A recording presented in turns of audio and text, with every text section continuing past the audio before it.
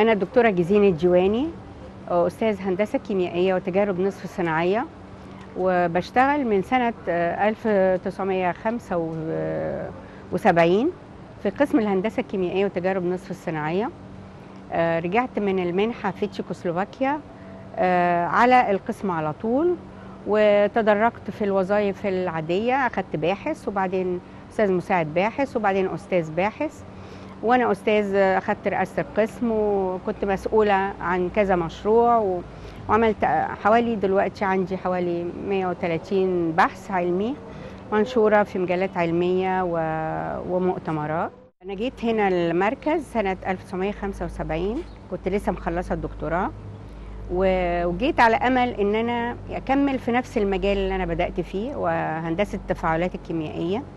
وبدأت فعلا أعمل أبحاث، وبعد ما بدأت الأبحاث الحقيقة كان في دكتور سميح النقراشي في معمل الزيوت والدهون طلب إن يبقى حد من القسم يشتغل معاه في مشروع أمريكاني، كان من أوائل المشروعات الأمريكية اللي جت المركز، اللي هو مور اند بيتر فود، نحو غذاء أحسن وأفضل وأكتر. وعملنا شغل الحقيقة متميز جدا، وكان خير ناصح ليا، وبدأت شغل معاه وعرفت يعني ايه شغل في المشاريع. كان معايا الدكتور عادل عبد الدايم الله يرحمه، الدكتور مختار الحلواجي الله يرحمه برضو. الحقيقة كان عندنا أساتذة أفاضل كنا بنشتغل معاهم وساعدونا برضو، زي ما احنا ساعدنا تلامذتنا هم ساعدوني. والدكتور محمود سعادة يعني الحقيقة برضو كان له الفضل ان انا اجي القسم هنا هو. وتدرجت بقى في الشغل، وبدأت اشتغل في تلوث المية. كان وقتها مية الشرب عليها كلام كتير، وانا اول ما اتخرجت من كلية الهندسة اتمرنت شوية في محطة مياه اسكندرية، وعرفت ايه اللي بيتعمل في المية وكده. والحقيقة كان في شغل جديد يخص تعقيم المية، اللي هو تعقيمها بالأوزون، وده اشتغلت فيه وعملنا مجموعة واشتغلنا شغل كويس برضو فيه، وبدأنا نعرض الشغل على محطات المية. لكن طبعا الأوزون اعتبروه حاجة غالية، وبدأوا يقولوا خلينا في الكلور عشان ما ندخلش في موضوع الأوزونيشن ومعالجة المية بالأوزون، لأن ده هتبقى تكلفة كبيرة على البلد. الحقيقة أنا كنا لفضل مرحلة البحث العلمي مرحلة العمل بتاعتي لوالدي ووالدتي، اللي ساعدوني وكانوا باستمرار بيشجعوني على إن لازم أكمل الشغل بتاعي، ولازم يعني أهم حاجة تبقى عندي إن أنا أثابر وأكمل على إن أنا أعمل الدكتوراه وأشتغل. وكان في الوقت بتاعنا الحقيقة شغل الست تتجوز وتقعد في البيت، ويمكن ما كانش لسه زي دلوقتي الشغل الأساسي. فالحقيقة ساعدوني جدا، وكانوا بيشجعوني على تكملة الأعلام والدراسات العليا والشغل.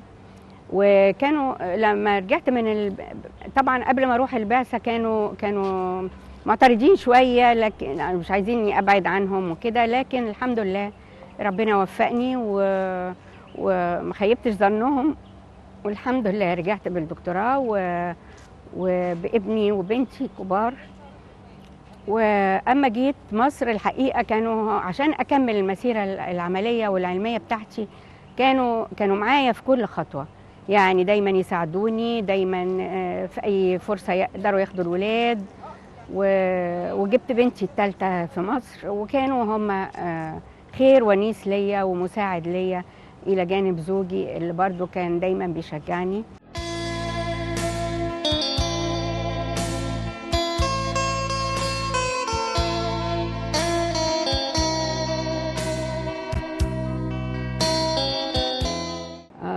الحمد لله ظروفي كانت إلى حد كبير، الحمد لله كنت سعيدة الحظ في حكاية السفر عشان أخد الدكتوراه. أنا كنت مخطوبة للدكتور همام العبد زميلنا هنا، وهو جات له منحة في تشيكوسلوفاكيا لدراسة الدكتوراه.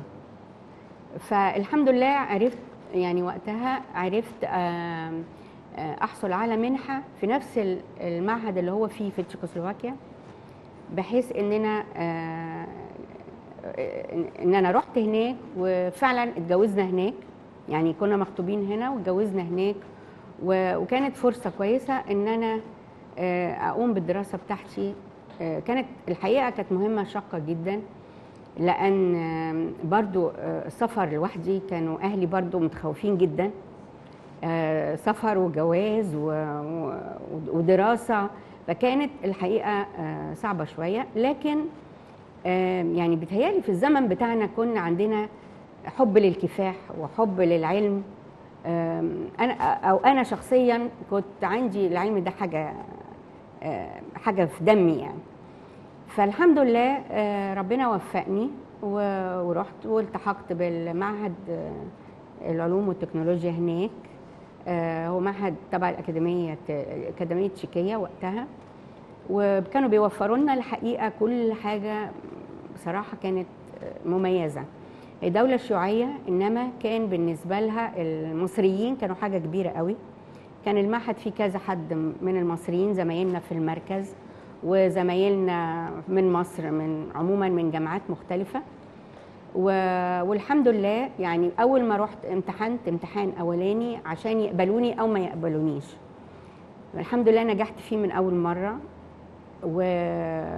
ودخلت على الشغل على طول، مفيش انتظار. والحقيقة كانت النقطة جاية من الصناعة ومستنيين حد، جايبين جهاز من الصناعة مستنيين حد يجي يشتغل عليه ويخلصوا. وكانت نقطة مهمة جدا، واتعملت براءة اختراع بالنسبة للأقمشة الصناعية. وقتها كان في ترند، كان في يعني خطة جامدة جدا في تشيكوسلوفاكيا لتحسين خواص الأقمشة واللي داخل فيها ألياف صناعية. فدي كانت نقطة مستنبطة من الصناعة. جابوا لي الجهاز واشتغلت عليه، واشتغلت بعد كده عملت نمذجة رياضية على الشغل العملي اللي عملناه. كانت حاجة جديدة بالنسبة لمصر، ان يبقى شغل جاهز وله هدف واضح.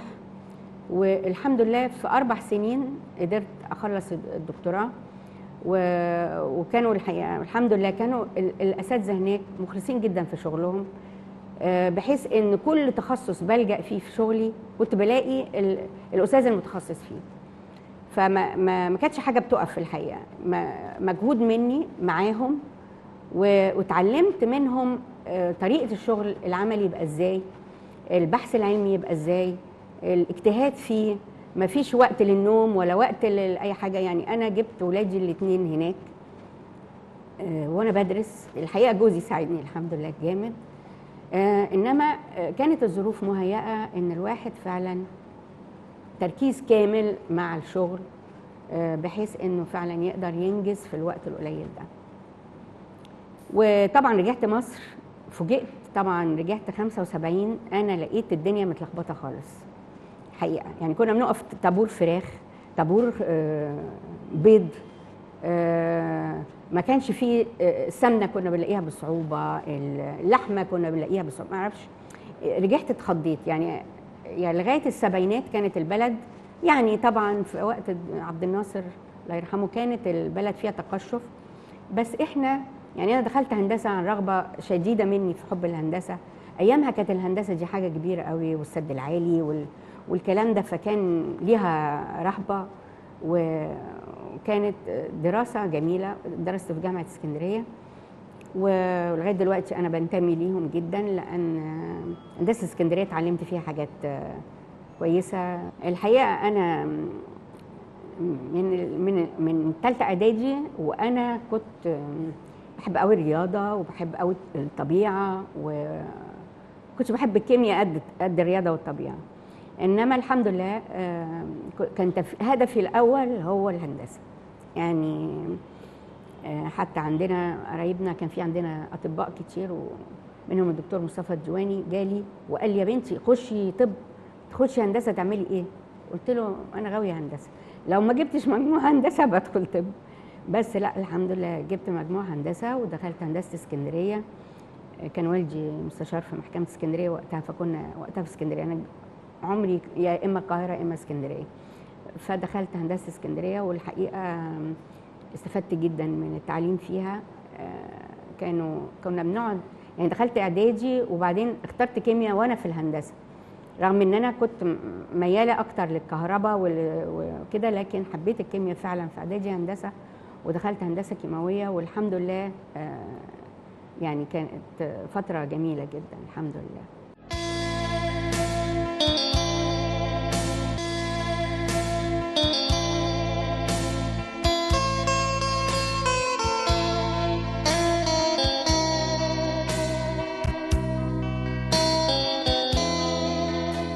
الحقيقه الدكتوره سلوى حواش استاذ متفرغ بالقسم الهندسه الكيميائيه، هي زميله عزيزه، قضينا مع بعض مش عايزه اقول العمر الطويل اللي قضيناه مع بعض انما يعني بقالنا اكتر من 35 سنه بنشتغل مع بعض. هي من اول ما خلصت الدكتوراه انضمت، عملنا مع بعض الحقيقه فريق متميز، اعتقد قمنا بابحاث قويه جدا مع بعض ومشاريع وطبقنا مشاريع فعلا في الصناعه، يعني كنا مع بعض ايد واحده. تهيألي الدكتوره جزين عرفتكم بيا. انا فعلا اول ما خلصت الدكتوراه كنت بشتغل في مجموعه بحثيه مع الدكتوره جزين واحد الزميلات الاخريات الدكتوره عزه حافظ. اشتغلنا الحقيقه ابحاث كتير في مجال والدكتوره الهام الزناتي في مجال البيئه، فكان معظم شغلنا واهتمامنا على معالجه ماء الصرف الصحي والصناعي.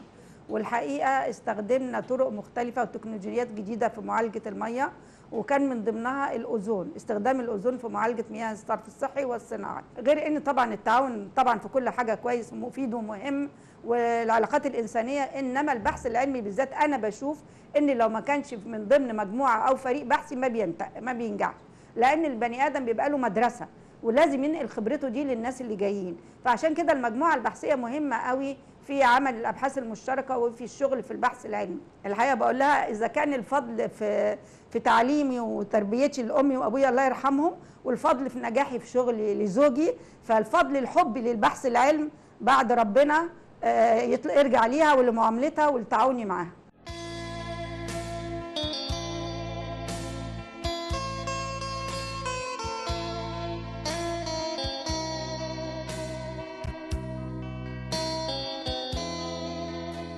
اللقاء دلوقتي مع الدكتوره ناهد كمال عطيه، الحقيقه هي تلميذه نجيبه، يعني عملت الماجستير معايا والدكتوراه، والحقيقه عملت شغل كويس جدا، مجتهده وعندها طولة بال على الشغل، ويعني ممكن بقى تحكي بالظبط موضوعات الماجستير والدكتوراه اللي عملناهم مع بعض.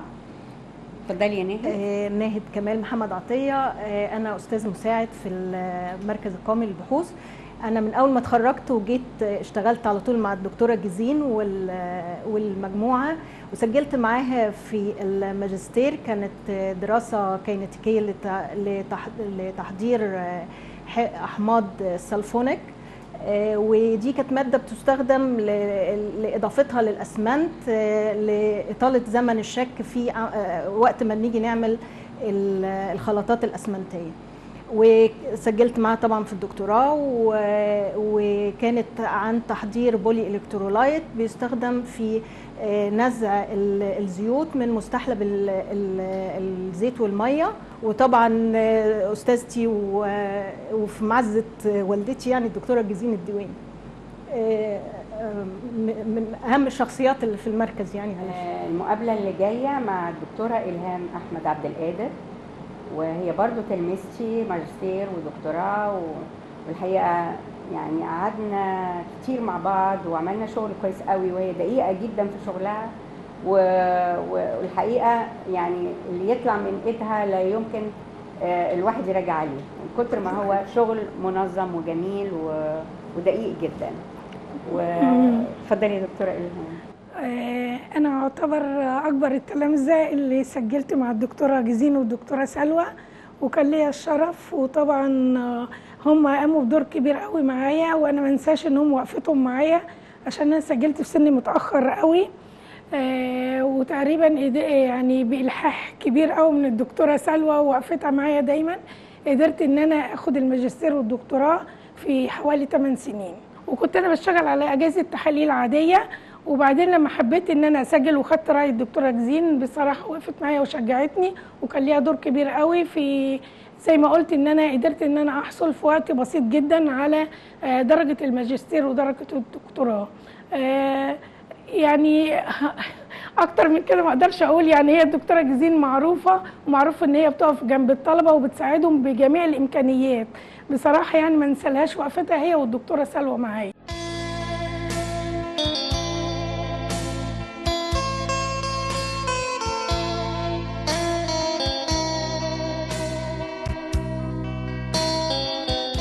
الأخت العزيزة الغالية دكتورة علا الأرجي، الحقيقة احنا كنا أصدقاء من يوم ما جات المركز، بس حصل لنا الشرف إنها دخلت معانا في مجموعتنا مؤخرا من 3-4 سنين لما بدأنا شغل الطحالب، لأن هي أستاذة في البايوتكنولوجي أو التكنولوجيا الحيوية، وكنا محتاجين حد معانا في المجال الجديد ده يقدر يخدم البحث العلمي في التخصص بتاعها. فالحقيقه ما بخلتش باي معلومات عندها او باي جهد من عندها عشان تكمل المجموعه نكمل الشغل المتميز اللي عملناه كهندسه كيميائيه في زراعه الطحالب واستخلاص الزيوت منها، سواء كاستخدامها للديزل الحيوي كوقود او في استخداماتها كمواد مغذيه او حاجات استخلاصات صيدليه. وممكن هي تتكلم عن المشاركه معانا ومدى اجتيازها للعمل معانا. انا متشكره جدا دكتوره جزين على المقدمه دي، وكويس ان هي يعني انا كنت فاكراها ناسيه ان هي اول وجه شفته في المركز القومي للبحوث، وما كانش ليا حظ ان انا اسجل ماجستير ودكتوراه معاها، ومع ذلك فضلت علاقتي بيها اخت وصديقه، وفضلت متابعاني، واي مشكله كانت بتحصل لي كنت بروح لها.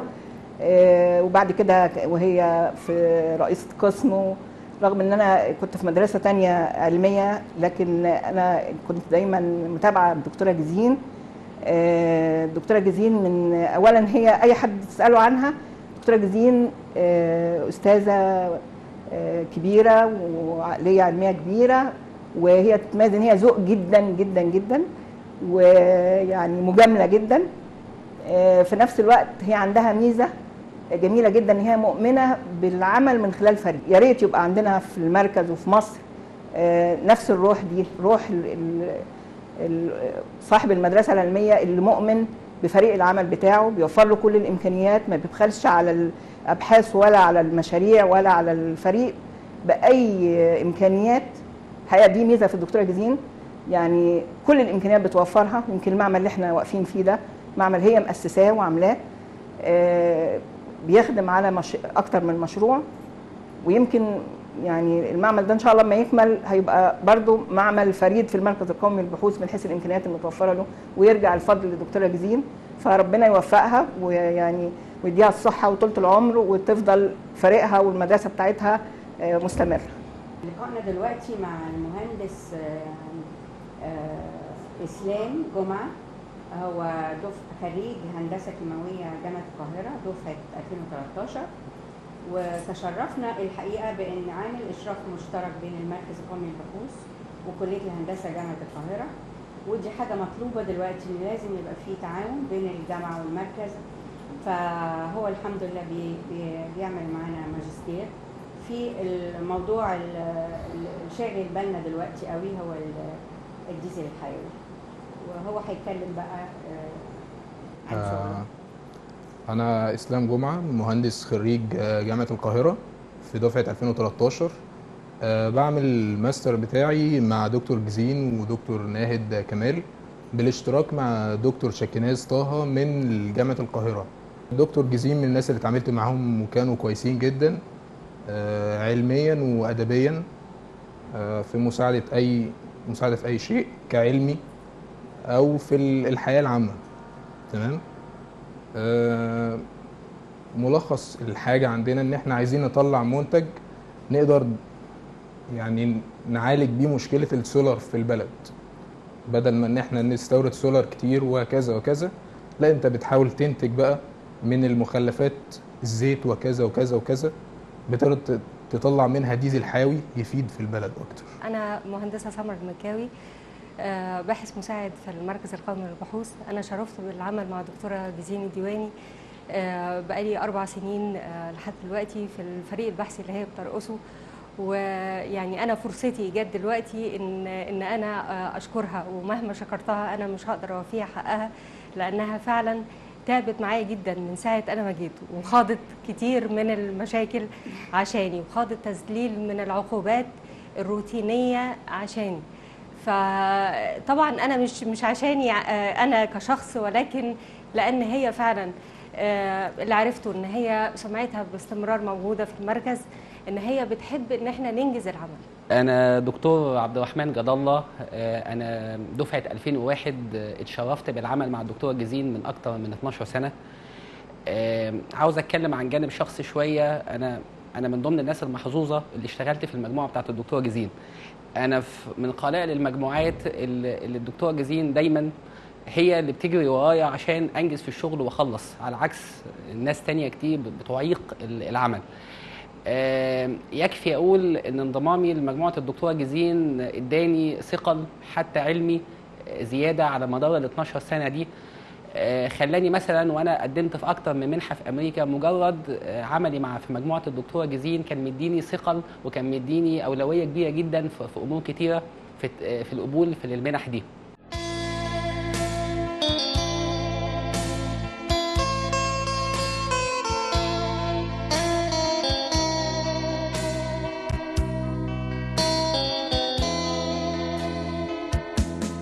الحمد لله الشغل كان بالنسبة لي حاجة جميلة، ويا رب ينهيها على خير، والبحث العلمي يعلى ويعلى، والبلد تهتم بالبحث العلمي اللي عندنا. أبحاث كتيرة مهمة جدا ومحطوطة في الإدراج، للأسف الشديد الاهتمام الحكومة والدولة يا رب في العهد رئيسنا السيسي يا رب كده يهتم بالبحث العلمي أكتر، ويشوف الأبحاث فعلا المعمولة ويفيد البلد زي ما احنا فدناها العمر ده كله.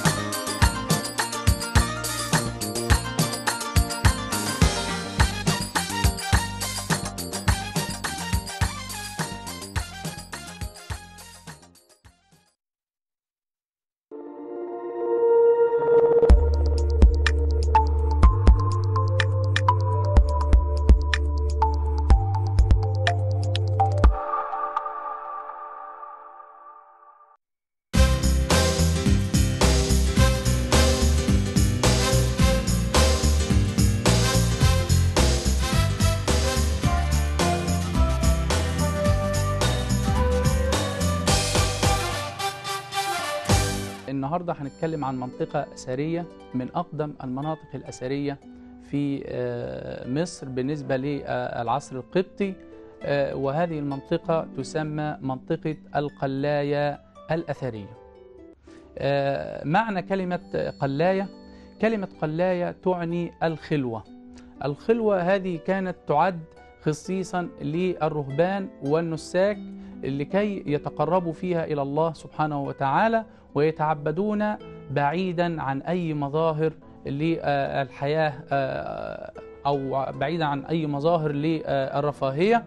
وقد أعدت هذه المنطقة تحت ظروف خاصة، حيث كان في القرون الثلاثة الأولى من الميلاد كان الاضطهاد الروماني للأقباط المصريين، فاضطروا إلى النزوح إلى الأماكن الصحراوية البعيدة، وأنشأوا فيها منطقة القلاية الأثرية. والجدير بالذكر أن الرهبان كانوا يأكلون من عمل أيديهم، فكانوا يقومون بصناعة الحسر والسلال، وكانوا يقومون أيضا بأعمال الزراعة. تعالوا نشوف موقع منطقة القلاية الأثرية. تقع منطقة القلاية الأثرية في محافظة البحيرة، ويحدها من الناحية الشرقية مركز الدلنجات، وبالتحديد منطقة البستان، ويحدها من الناحية الغربية مركز أبو المطامير، ويحدها من الناحية الشمالية ترعة النوبرية، ويحدها من الناحية الجنوبية وادي النطرون. وكما يتضح من خلال الحدود التي ذكرناها الآن أنها منطقة شاسعة تحتوي على آلاف الأفدنة.